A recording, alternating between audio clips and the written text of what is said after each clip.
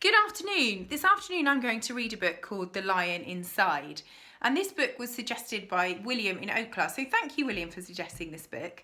It's by Rachel Bright and Jim Field. And it's about a lion and a mouse.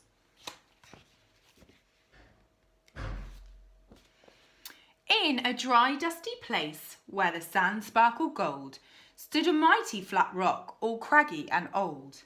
And under that rock, in a tiny little house, lived the littlest, quietest, meekest brown mouse. Don't know if you can see the mouse in his little house there. Just here. He was so very tiny, so incredibly small, that nobody noticed him ever at all. Hello. He got trod on and sat on and missed out for stuff, ignored and forgotten. Yes, mouse life was tough. Meanwhile, far above, on top of the rock, times were quite different. It was lion o'clock. This huge, toothsome creature made sure everyone saw how important he was and how loud he could roar. He was head of the pack. He was shouty and tough. He loved showing the crowd he was made of strong stuff. Yes, all were impressed by this mighty king cat. If only, thought Mouse, I could be more like that. Then late one night, in his Minnie Mouse bed, the cleverest thought popped into his head. He jumped from the covers and held up a paw. I've got it, he said. What I need is a roar. I mean, what if this mouse with the weeniest squeak was a little more grrr and a little less meek? Well, he'd still be the smallest of fuzzy brown mice, but he'd make friends and join in, and life would be nice.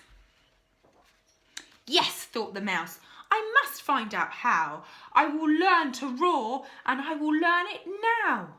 But gulp, oh my gosh, there was only one beast who could teach him this thing, but might make him a feast. It was time to be strong, take a chance after all. Forever was such a long time to feel small. So he made himself brave and he thought like a winner. He set off for the top, hoping not to be dinner. It felt like the scariest thing he could do, but if you want things to change, you first have to change you. The further he climbed, the closer he got to the slumbering lion reclining on top. Then at last, as he stood on his tippity toes, he found himself suddenly nose to nose.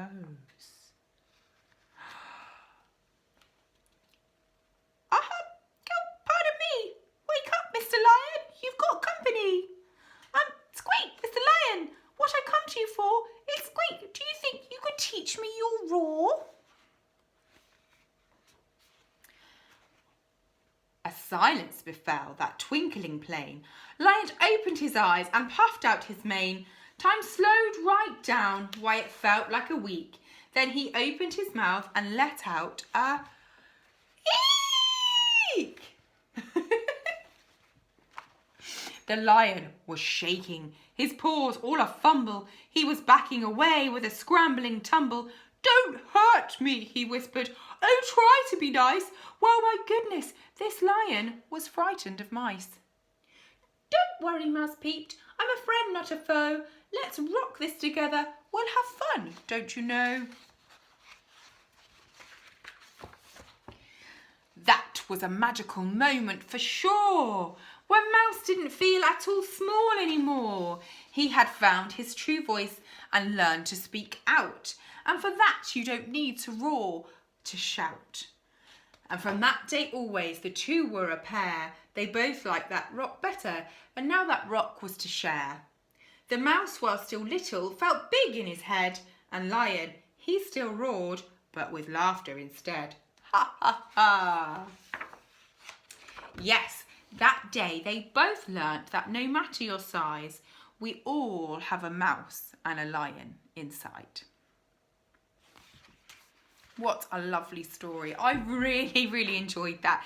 Thank you so much, William, for your suggestion. And if anyone else has any other suggestions for next week, please do email or dojo, and you can get hold of the school office or your class teacher, and we'd love to have some more suggestions for story time.